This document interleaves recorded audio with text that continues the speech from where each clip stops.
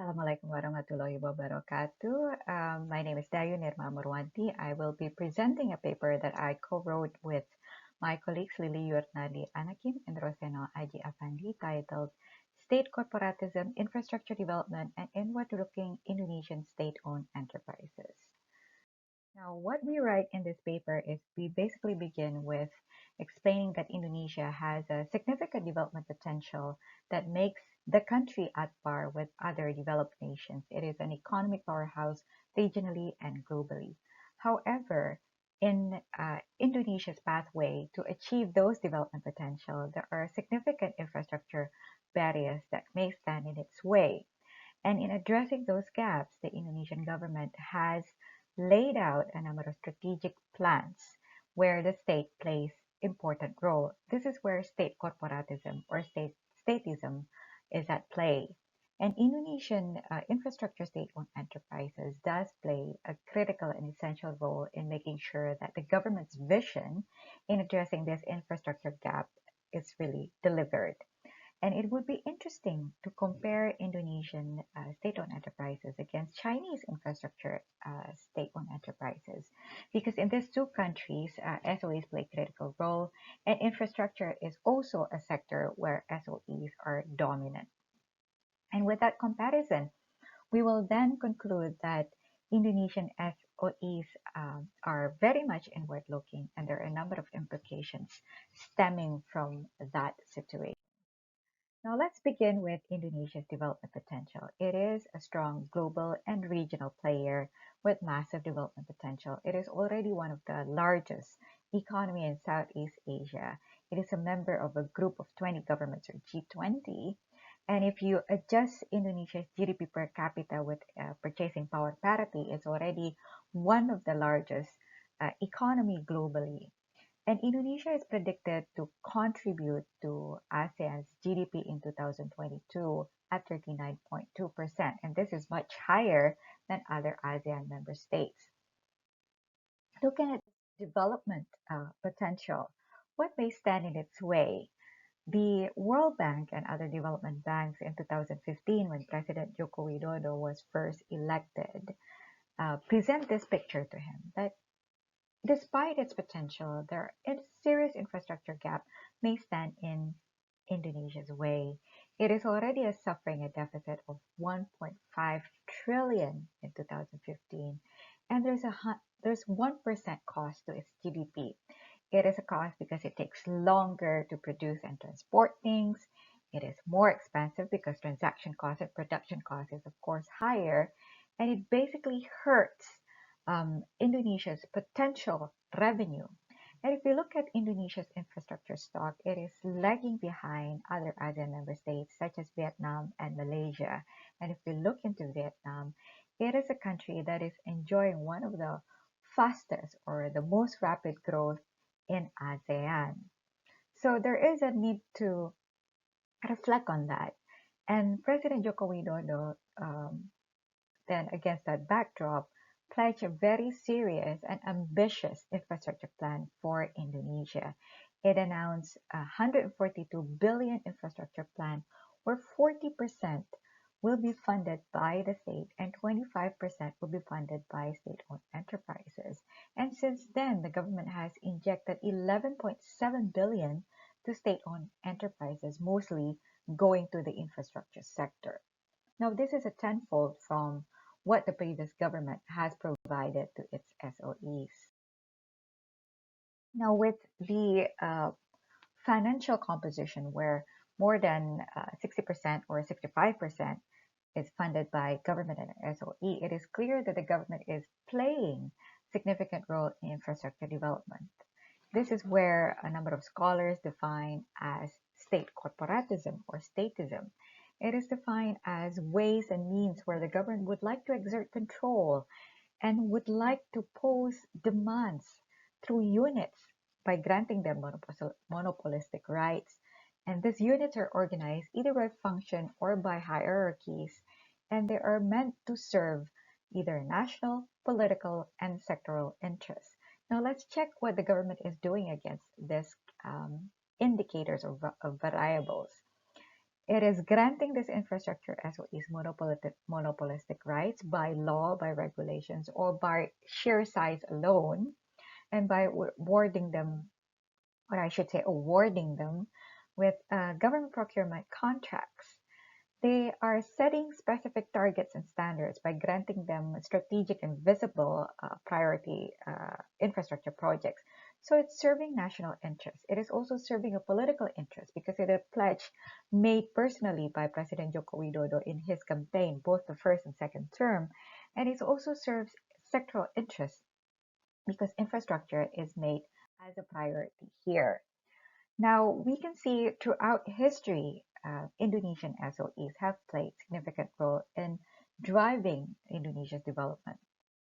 Since our independence, when we nationalized corporations from the Dutch, they have been the engine behind Indonesia's development.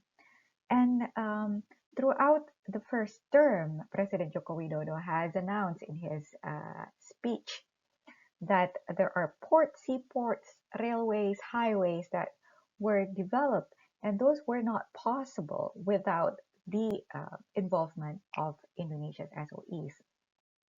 Since then, strategic infrastructure projects have been awarded to SOEs. We talk about the roads that are connecting Sumatra, Papua, and Kalimantan. These are all awarded to SOEs. We talk about significant ports, seaports.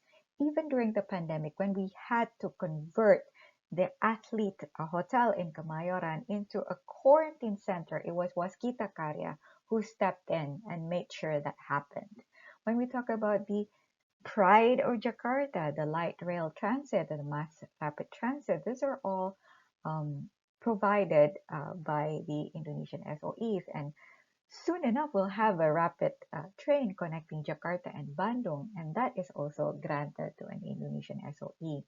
And they have enjoyed immense capital injection, and the revenue has increased significantly. As you can tell, since 2016, 2017, and 2018, there is a significant rise in revenue. There's a slight dip in 2019 and another dip in 2020 because of COVID-19. But we have been hearing from various statements that this situation is going to quickly turn around as infrastructure projects will pick up in 2022, and we will have a new capital city basically, and Pasar Utara. So it is interesting to compare Indonesian SOEs and Chinese SOEs because from various literature and studies, Chinese SOEs also play important role in the infrastructure development in China.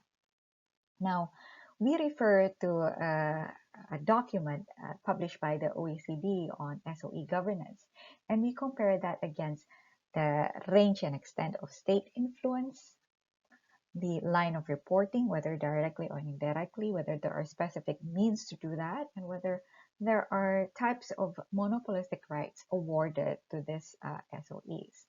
Now, we begin first by looking at the state influence over the state-owned enterprises.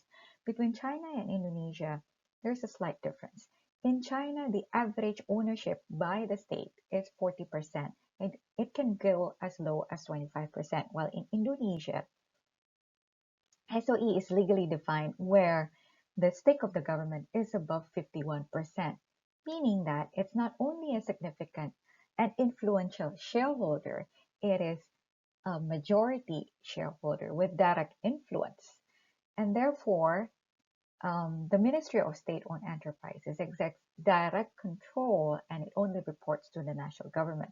This is different from China, where not only that the stake is less, but also it is differentiated by size. If it's smaller, they report to local government. Only if it's bigger, then it reports to the national government. In China, there is a seamless integration between executive appointments in these SOEs and the Chinese Communist Party. So it is only natural that executive appointments are directly chosen by the party and they are very political in nature. And the guiding document, therefore, is the party policy and regulation. And that includes a foreign policy strategic document called the Belt and Road Initiative. While in Indonesia, There can be a mix of appointments between political and executive, although there is a direct influence and sometimes the indirect influence over executive appointments. On public resources provided, they're pretty much the same. They get funds from the state budget, better access to loans, of course, especially from state-owned banks, and also paid-in capital. The difference is because Indonesian utility SOEs such as the electricity company and water company are able to get public service obligations. This is another source of revenue that they can generate from. Now, the other difference is, as we have stated earlier, with regards to monopolistic rights as well as the line of reporting. And we basically categorize those into what we call as a business orientation. If we talk about the reporting line, there's another layer created by the Chinese government called the State-Owned and Assets Supervision and Administrative Commission, or SASAC, which provides technical guidance to these SOEs. Well, in Indonesia, this is not the case. They report directly to the ministry. And from the literature that we see, by having a specific unit that is non-ministerial, the SOEs actually benefit from getting the technical guidance that they need. Monopolies both enjoy the same monopolies, either granted by law or by public procurement or even by sheer size. They win competition over the private sector competitors. The difference also is that the Chinese SOEs have to pay a flat rate of 55% to the government. This has created the basis for the Chinese government to reform the SOEs. If the SOEs cannot pay a flat rate of 55%, that means they are not healthy. And it's a good excuse for them either to dissolve, to merge, or to privatize these SOEs. And this is basically one of the reasons why the number of Chinese SOEs in the past decade have declined significantly. But most importantly, what our paper shows is that the difference lies in the business orientation, because Belt and Road Initiative is a guiding document for the Chinese SOEs. They are more outward looking. And let me show you a map to demonstrate how it is so. The Belt and Road Initiative has a number of infrastructure projects. It involves railroads, it involves roads, it involves oil pipeline, gas pipeline, it involves port. And this is where Chinese SOEs play their role. Not only that they help in the construction, they also help what they call as engaging in local businesses, creating a greater business portfolio. And this is the difference between Indonesian infrastructure SOEs. The focus is very much domestic, understandably so because of the serious gaps. However, we also see that there are some Indonesian infrastructure SOEs, such as the Karyas, Wijaya Karya and Waskita Karya, who are looking at some projects in Myanmar. And we also have the Indonesian Railway that is looking into winning a tender or engaging in a project in Cambodia. While there is already a need to expand beyond borders, there is no strong policy support yet, let alone a strong mandate for them to go abroad and to expand. And if we look at the comparison between them and the Chinese SOEs, clear mandate will be followed with strong access to resources, not only technical resources, but financial resources that they need. And with that strong policy support and mandate, they will be able to have a clearer focus and better strategy should they need and want to expand beyond Indonesia's borders. And basically, with that, we say that, of course, the Chinese Indonesian SOEs, while state corporatism are implemented in both countries, they are different in the way that the business orientation in China is more outward looking. It's something that Indonesia may want to look into if it wants to expand beyond its borders.